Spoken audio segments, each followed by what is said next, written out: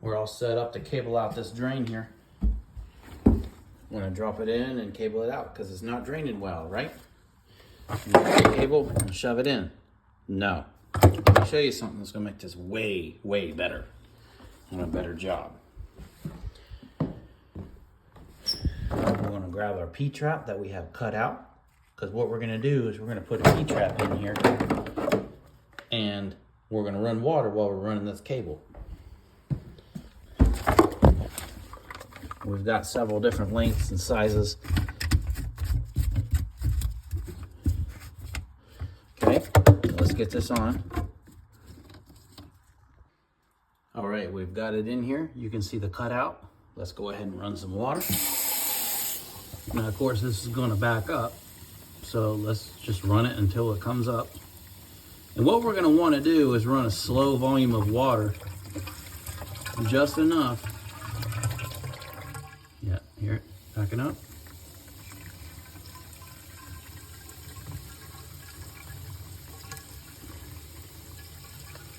I'm gonna fill that pipe up. All right, so let's grab our cable. I'm gonna shove it in our hole here, and we're gonna run our machine with the water running. Now, if you've ever tried to cable out an old cast iron or galvanized drain, you know how nasty your cable gets. This works amazing for that. You come back with a clean cable when you're done. All right, we've ran it down our drain. Now we're gonna fill our sink up and see what we got. Now, the other thing you don't wanna forget, especially if you're working with cast iron and galvanized, make sure you got your little bend on the end of that cable right there. That's gonna bounce around in the pipe and clean it out real good. Now, if you have a regular ball bogger, I do the same thing. All right, we got the customer's P-trap installed. And let's drain it, see what we got.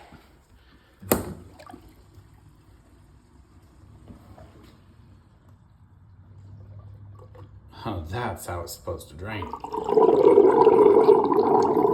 Now, on a side note, guys, you want these pretty much hand tight, but some people's hands are weak, or you might get a little tired after doing a couple. I get a wrench and I go ahead and I make sure they're snug.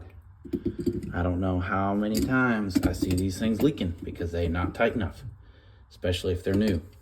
So use your wrench, don't crank them down, just make sure they're snug.